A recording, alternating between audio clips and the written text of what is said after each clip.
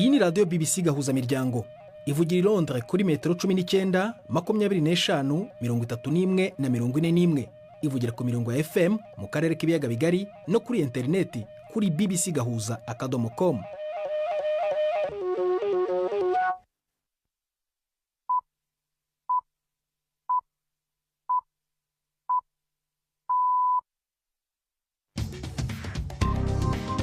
Ubu ni saa 10:30 ku isaha mpuzamahanga ya GMT, ni saa 12:30 ku masaha yo mu Rwanda no mu Burundi. Muri studio muri kumwe na Prudence Ngiyumva. Wiriwe uteze amatwi BBC gahuza miryango aho uri hose ku isi, ikaze kuri radio kuri bbcgahuza.com, kuri Facebook live mu buryo bw'amashusho no ku mirongo migufi ya shortwave. Dore ingingo z'ingenzi z'amakuru turambora mu kanya kuri uyu wa kabiri tariki ya 9 z'ukwa karindwi. U Rwanda rwashinje guverinoma ya Repubulika ya Demokarasi ya Kongo guhora irutangazaho intambara kubera kunanirwa guhashya imitwe y'abarwanyi mu burasirazuba bw'igihugu. Leta y'u Rwanda kandi iravuga ko idahangayikishijwe n'icyemezo cya guverinoma nshya y'Ubwongereza cyo guhagarika amasezerano yo kohereza abimukira basaba ubuhungiro mu Bwongereza, kandi ko nta rudahatirwa gusubiza amafaranga rwahawe. Ubufaransa na Espagne birambikana muri iri joro mu gushaka itike yo kugera ku mukino wa nyuma mu irushanwa ry'igikombe cy'ibihugu cy'Uburayi Euros. Hari n'ikinamico runana, ibi biganiro biwe na Nini Iradukunda.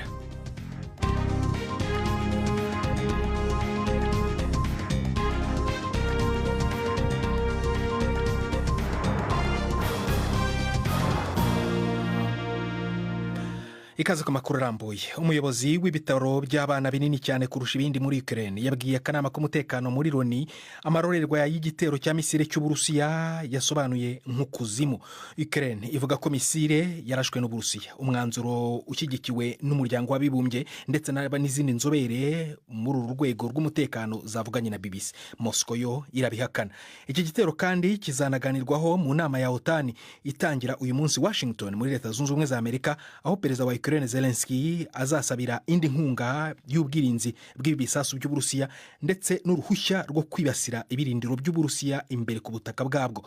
Yizera ko ibi bizagabanya impfu z'abasivile, aho imibare ya Loni yerekana ko zazamutse mu kwezi kwa gatanu ku rugero rwo hejuru cyane mu gihe kigera ku mwaka. Hagati aho mu cyasobanuye nk'amagambo akomeye ku buryo budasanzwe, Minisitiri w'Intebe w'Ubuhinde yabwiye Perezida Putin ko atewe intimba n'impfu z'abana b'inzirakarengane. Ni nyuma y'umunsi umwe igitero rero cya misile y'Uburusiya nyine kirashwe ku bitaro bya Ukraine by'abana. Nyuma y'ayo magambo ya Narendra Modi, Kremlin, ibiro bya Perezidansi y'Uburusiya byatangaje ko nta bindi biganiro n'abandi bantu bari mu butumwa hamwe na Modi mu rugendo rwe i Moscow bizakorwa. Bwana Modi yari yavuze ko Ubuhinde bwiteguye gufasha mu nzira y'amahoro muri Ukraine, ariko ntiyakomoje ku kuba buzubaha ukutavogerwa ku bwigenge bw'ubutaka bwa Ukraine. Urugendo rwe rwanenzwe cyane na perezida wa Ukraine Volodymyr Zelensky. Uburusiya n'Ubuhinde bifitanye umubano wa hafi cyane mu gihe cy'imyaka myinshi ishize. Mu karere, u Rwanda rwanenze cyane guverinoma ya Repubulika ya Demokarasi ya Kongo ruyishinja guhora irutangazaho intambara. Umuvugizi wa leta y'u Rwanda Yolande Makoro avuga ko kubera ko Kinshasa yabuze ubushake bwa politiki bwo gukemura amage ari mu burasirazuba bw'igihugu, ihitamo ahubwo gushyigikira imitwe yitwaje intwaro itera inkeke umutekano mu karere. Inkuru ya Richard Kago muragezwaho na Jacques Niyitegeka. U Rwanda ruvuga ko ruzakomeza kwirinda ibishobora byose guhungabanya umutekano warwo bivuye hanze. Ruvuga kandi ko ingabo za Kongo zitera inkunga imitwe y'inyeshyamba zirimo FDLR zakangishije guhirika guverinoma ya Kigali. Intara ya Kivu y'Amajyaruguru yibasiwe n'ibitero bya M23 kuva mu mpera za 2021, aho uyu mutwe umaze gufata uduce twinshi tw'intara. Kuwa mbere icyegeranyo cya ONU cyavuze ko ingabo z'u Rwanda zishyigikiye umutwe wa M23 mu ntambara urwana n'ingabo za leta ya Kongo, ariko izo nyeshyamba zarabihakanye. Tukiri mu Rwanda, leta iravuga ko idahangayikishijwe n'icyemezo cya leta nshya y'Ubwongereza cyo guhagarika amasezerano yo kohereza abimukira basaba ubuhungiro mu Bwongereza. Icyemezo cyo guhagarika aya masezerano cyafashwe na Minisitiri w'Intebe mushya w'Ubwongereza Keir Starmer ku munsi we wa mbere akimara kujya ku butegetsi.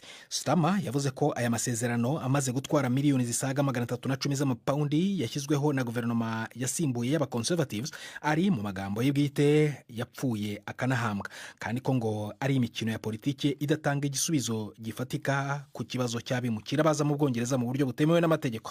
Navuganye na Alain Mukurarinda, umuvugizi wungirije wa leta y'u Rwanda, uvuga ko leta kandi idafite n'inshingano zo gusubiza aya mafaranga. Ntangira mubaza uko babyakiriye.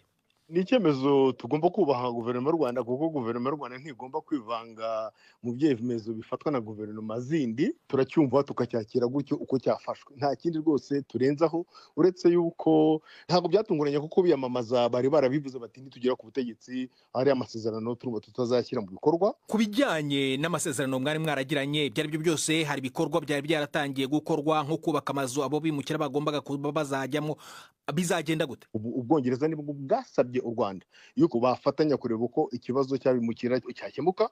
U Rwanda rurabisuzuma rusanga nta kibazo, kuko n'ubundi rusanzwe rubifite mu muco wabwo, mu myumvire y'Abanyarwanda yo gufasha uri mu karengane. Nguko uko twakira abavuye muri Libya, muri Afghanistan, muri Sudani, ndetse ntiwibagirwa ko tunafite impunzi zirenze 120 hano ziva mu Burundi ndetse muri Repubulika Iharanira Demokarasi ya Kongo. Nahabanye kuri icyo kibazo uvuze, ugeze neza no kukibaza. Ibyo Minisitiri w'Intebe w'Ubwongereza yatangiye avuga ngo amasezerano ngo yapfuye yahambwe adashyizwe mu bikorwa. Aho ngaho yaribeshye cyane, kuko amasezerano yatangiye gushyirwa mu bikorwa aho amafaranga yagenwe, yatanzwe kandi agakoreshwa icyo yagenewe. Hari mu Bwongereza aho bavuga ko impamvu nk'uko bivuze mu mvugo y'Icyongereza nyine was dead and buried, nta bimukira na bamwe baje muri iyo gahunda mu Rwanda. Ntabwo amasezerano niba batanabyumva neza babisobanuze, atangira ari uko umwimukira wa mbere aje mu Rwanda. Amasezerano yatangiye gushyirwa mu bikorwa, bohereza amafaranga nk'uko biteganyijwe, kugira ngo abo bantu bazaze bafite aho bakirirwa nk'uko amasezerano yabiteganyije. Kuri cya kibazo nari nkubajije, ubwo aho mwari mwatangiye kubaka bazakirirwa hazajya iki, bizagenda gute? Aho ngaho hatangiye kubaka, ndagira ngo maze nibutse yuko mbere na mbere aya masezerano ntiyigeze ateganya yuko niba amafaranga agomba kugaruka cyangwa atagomba kugaruka. Ibyo ntibiteganyijwe. Bivuze ngo ushaka no kuyaka ugomba kugira icyo ushingiraho kiri mu masezerano. Icya kabiri, ntabwo u Rwanda rwigeze runyuranya n'imwe mu ngingo zigize amasezerano. Icya gatatu, ntabwo u Rwanda ari rwo rwayavuyemo, ni Ubwongereza bwayavuyemo. Bivuze ngo rero amafaranga azakoreshwa icyo yari yarateganyirijwe. N'ubundi hari hateganyijwe mu masezerano ko amazu yubatswe azabamo abimukira hamwe n'Abanyarwanda. Bivuze ngo rero Abanyarwanda bazayabamo. Ubuyobozi bwa Kiliziya Gatolika muri Espanye buravuga ko bwemeje gahunda yo kwishyura impozamarira abakorewe ihohoterwa rishingiye ku gitsina n'abihaye Imana, ariko ntiburatangaza ku buryo burambuye ibikubiye muri iyo gahunda. Mu nama y'abepiskopi, umusenyeri yemeye uruhare rwa Kiliziya, anasezeranya ko inzugi zizahora zifunguye ku muntu wese wakorewe iryo hohoterwa. Mu mwaka ushize wa 2023, komisiyo yigenga yavuze ko umuntu urenga umwe mu bantu 100 mu banya Espanye ashobora kuba yarakorewe ihohoterwa akiri umwana n'abihaye Imana muri Kiliziya Gatolika, cyangwa se n'abantu bari mu bigo bigenzurwa nayo. Ini bibisigahuza miryango, tugeze ku isaa 12 zirenze ku minota 38 mu Rwanda no mu Burundi. Muri studio za BBC London ni saa 11:38. Turakomeza amakuru mu kanya nyuma y'akaruhuko gato cyane. Ndi Prudence Ngyumva.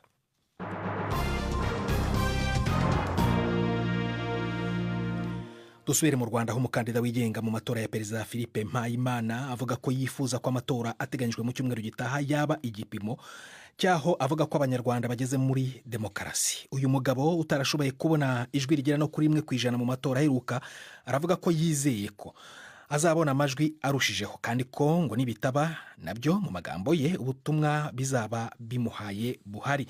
Mu gihe yabatorewe gutegeka igihugu rero, Mpayimana avuga ko yiteguye kuvugurura imiturire, ubwubatsi bw'amazu, bukabungabunga ubutaka buto igihugu gifite. Naho mu bubanyi n'amahanga, Mpayimana avuga ko ngo yifuza ko Afurika ishyira hamwe, ndetse ko ngo yanakuraho inzitizi zose zibuza abantu kwisanzura ku mugabane wabo.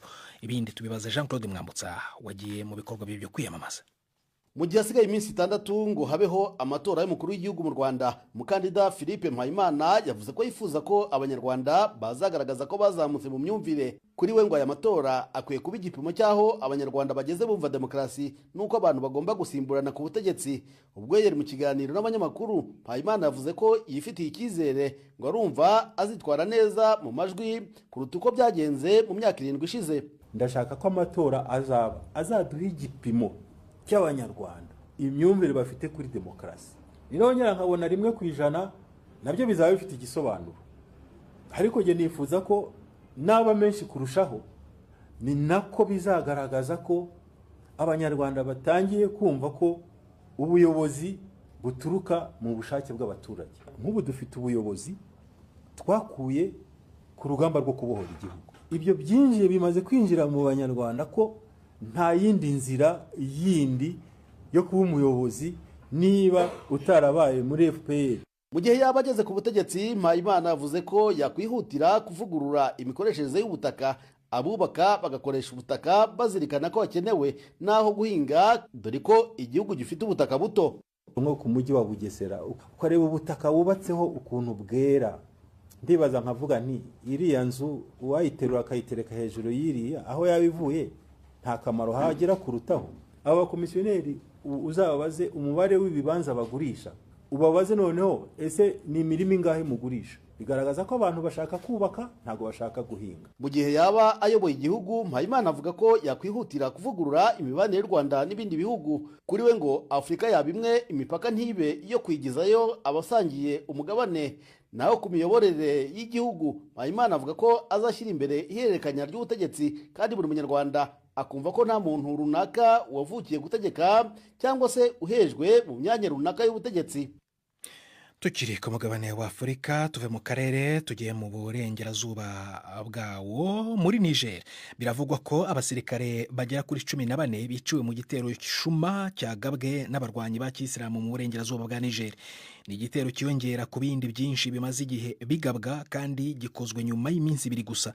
Abategetsi ba gisirikare muri Burkina Faso, Mali na Nigeri bemeje umuryango mushya bahuriyemo w'ibihugu byo mu karere ka Sahel. Ingabo za Burkina Faso zatakaje abasirikare bagera kuri 200 kuva mu ntangiriro z'uku kwezi gushize kwa gatandatu mu mbabari.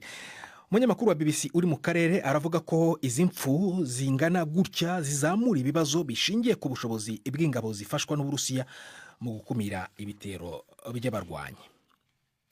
Reka noneho tujye mu mikino, kuko mu Budage muri iri joro hateganyijwe umukino wa mbere wa 1/2 kirangiza mu guhatana igikombe cy'Uburayi cy'ibihugu. Ubufaransa burakina na Espagne. Ibindi tubibaze umunyamakuru wacu Yves Bucyana ubikurikirana ari Kigali mu Rwanda.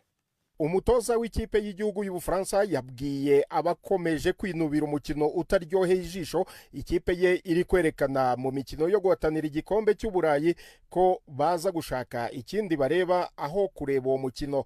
Ku isaha ya 3 z'ijoro i Kigali n'i Bujumbura ruraba rwambikanye hagati y'Ubufaransa na Espagne. Ikipe y'Ubufaransa yanenzwe n'abantu benshi kubera gukina umukino utaryoheye ijisho mu gihe ari ikipe ifite abakinnyi bakomeye kandi bakina mu makipe azwi ku mugabane w'Uburayi. Bamwe mu basesenguzi b'Uburayi cyane cyane mu Bwongereza bavuze ko bahitamo gufunga ibitambaro bifuka amadirishya mu gihe umukino wabera mu busitani bwo mu ngo zabo. Ibi bibaye nyuma y'uko Ubufaransa bwarinze bugera muri 1/4 cy'irushanwa mu Budage mu gihe nta mukinnyi wabwo watsinze igitego mu buryo busanzwe bw'umukino. Ibitego byabo 3 muri iri rushanwa, muri byo 2 byitsinzwe n'amakipe babaga bahanganye, hakaba n'icyatsinzwe na Mbappe kuri penalty ubwo banganyaga na Pologne igitego 1-1. Umutoza Luis de la Fuente wa Espagne we yanze kwemeranya n'abavuga ko umukino w'Ubufaransa urambirana. Avuga ko kuri ubu aho irushanwa rigeze ibyo kuryoshya umukino nta gaciro bifite, ku icyangombwa ari intsinzi iby'ikipe yakina byose. Mbappe yakomeje kugorwa no kwigaragaza nyuma yaho ahatiwe gukina na gapfukazuru nyuma yo kuvunika izuru mu mukino Ubufaransa bwatsinze Autrichia 1-0. Birashoboka ko yaza kugaragara muri uyu mukino. Abaraguze umutwe mu binyamakuru byo mu Bwongereza baha amahirwe Espagne kuza kuwutsinda. Mu wundi mukino wa 1/2 ku munsi w'ejo Ubwongereza bukazahura n'Ubuholandi. Urakoze Yves Bucyana, unatugejeje ku isaha y'ikinamico Urunana.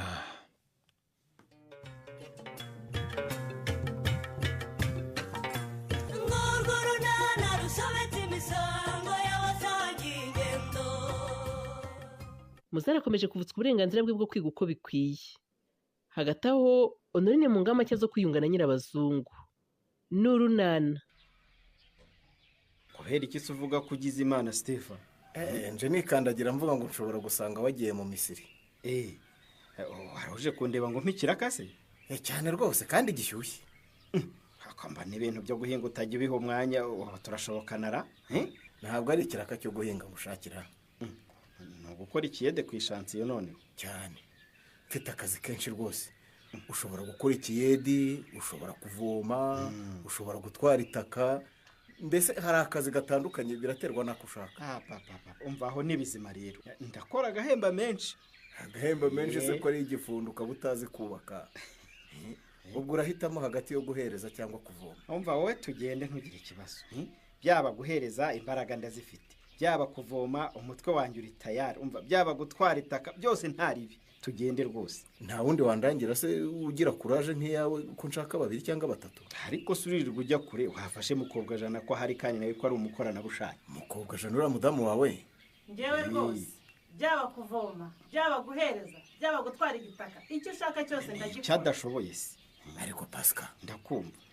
Umugore wawe ufite umwana w'uruhinja koko akagira n'urucutse nawe kimugenda ku ngutiya urumva yakora akazi ate koko. Mukobwa jana uzimbaraga agira. Umva uriya muto gukora muhetse ntibyamananira.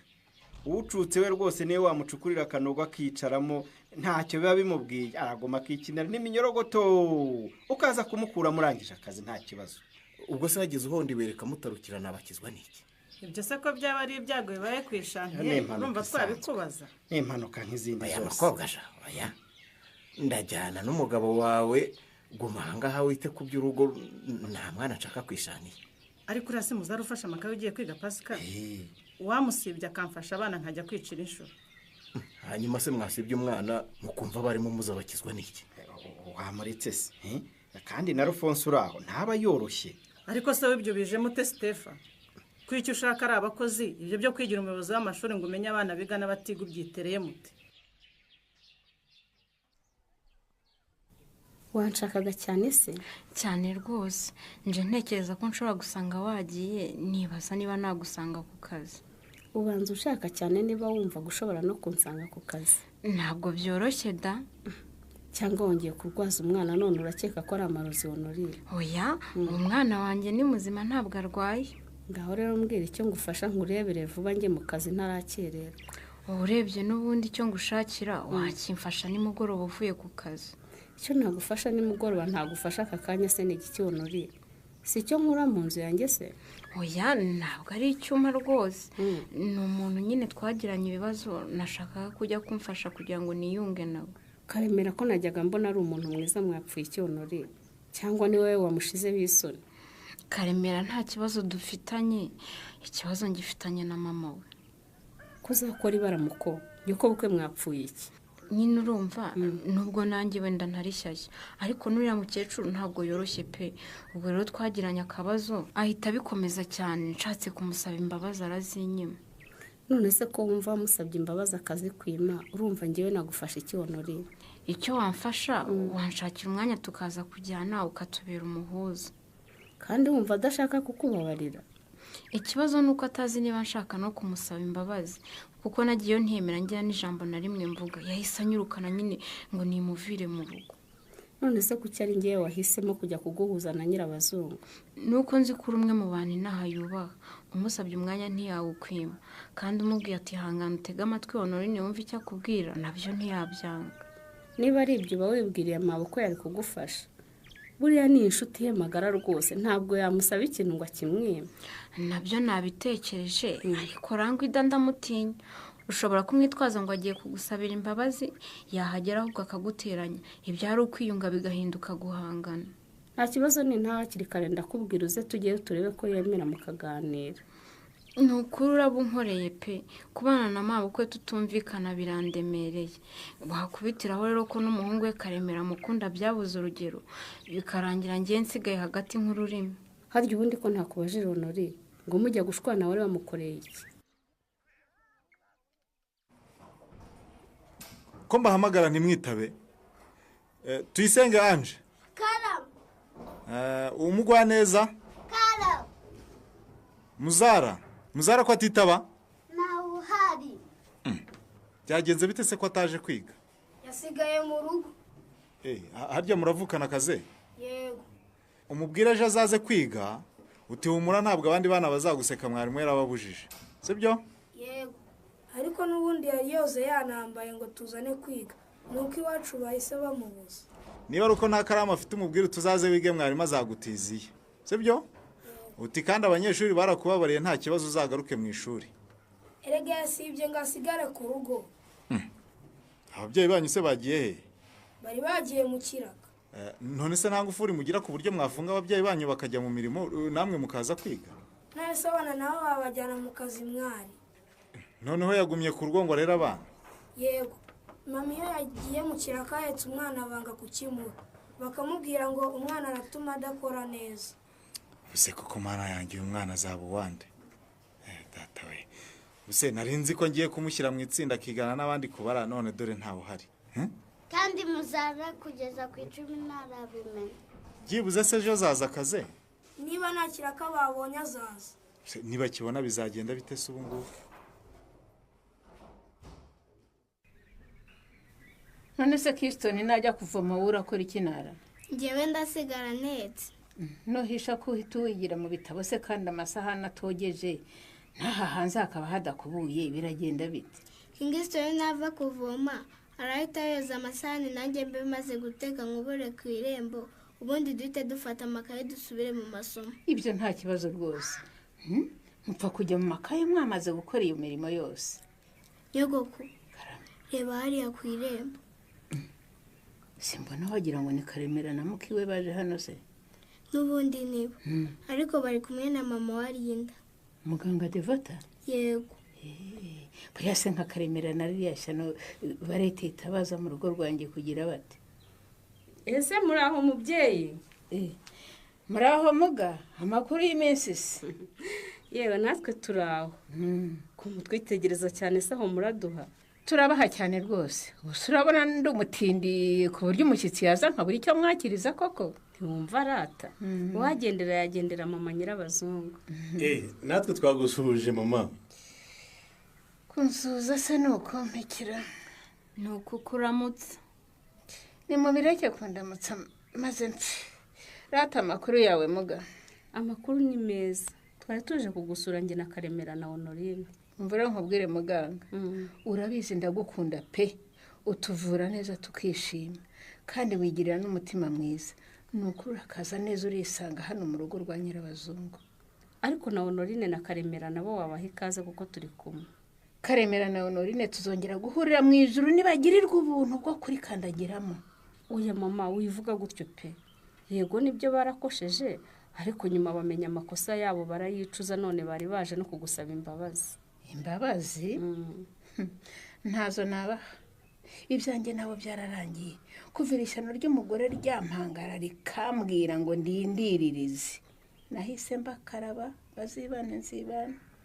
Nanjye nabagaye cyane, barahemutse pe. Gusa nk'umukristo ngira ngo urabizi ko ijambo ry'Imana ridukangurira kubabarira abantu bose, ndetse tukanababarira n'abanzi bacu. Devo, Karame, nkababarira umukazana watinyutse kunyita indiririze?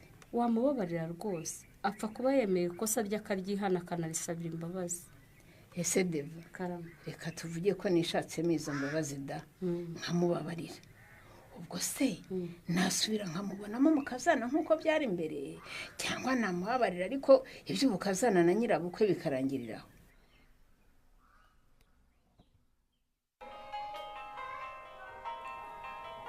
Yesire, amakuru ki? Amakuru ni meza kiri, wese wiri utesheri w'abandi. Bondaho ni ibisanzwe by'akazi. Cyakora ndabona noneho ngashoje. Ariko banza ko uyu munsi kari kakubanye kenshi cyane. Nari ngafite ariko gasanzwe. Nakwandikiye message ebyiri zose mbona nta nimwe usubije, ngira ngo kakubanye kenshi, kumbe wanyihoreye. Oya, ntabwo nakwihoreye Areya mwiza. Ubwo se twaba dupfa iki koko? None se kuki utigeze usubiza koko?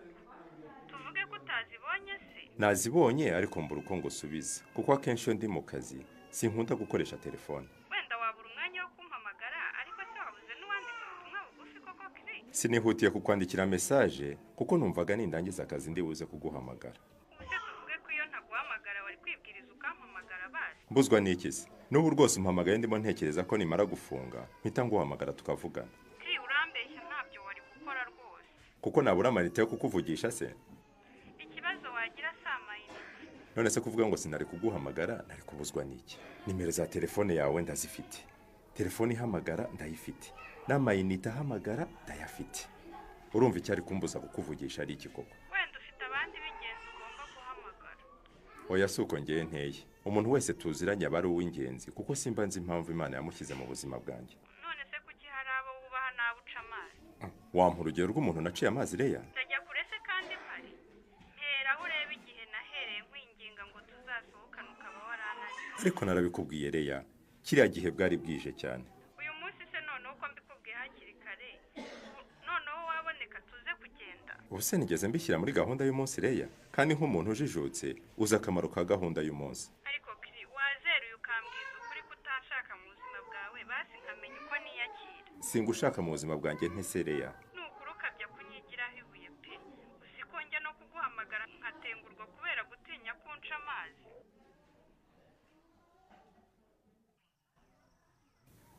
Devo, karame. Tansiyo? Ni ukuri mbabarira mubyeyi. Birancitse rwose ntabwo nari nagambiriye kugutuka. Wowe ugira ikinyabupfura ndabizi ko utari ubigambiriye. Ariko ubyitondere, ntabwo ndi umukecuru. Ndi Kirimensi ya nyirabazungu Zuzu. Urakoze rwose kumbabarira kandi sinabisubira. Ngaho rero Honori, wumvise icyo umubyeyi akurega. Ngaho nawe gira icyo tubwira.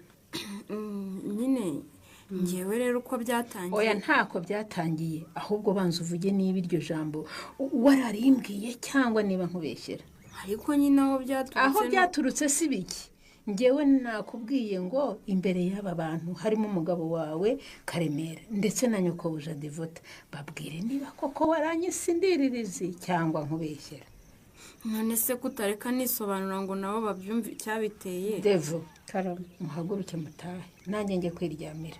Ubwo ibyo kwiyunga biranze. Ariko rero wareka rwose tukumva icyo nawe bivugaho noneho. Erega uranshyigikiye nta soni. Icyo bivugaho se ni igiki? Kirenze kuba yaranyisindiririzi. Ngewe namubajije ngo mbere yuko tujya mu bindi nabanze yemere niba iryo zina yararinyise cyangwa mubeshyera. Ibyo natabikora ntacyo mvugana namwe. Honori, karame, kora icyo umubyeyi agusaba. Niba waramututse icyo gitutsi byemere. Niba kubeshyera nabyo bivuge kugira ngo tubone uko dukomeza. Nyine narabimwise. Aho mwabyumvise? Ubwo abyemeye nta kindi nongera kuvuga. Ahasigaye nahanye mubikize uko mushaka. Ngewe nyine nanjye nta kindi mvuga usibye gusaba imbabazi. Wenda twari tumaze iminsi tutarebana neza, ariko ndemera ko nakojeje cyane.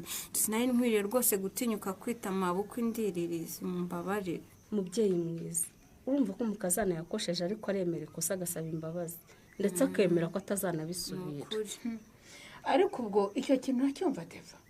Ishyire mu mwanya wanjye maze wumve icyo kintu ko kingana.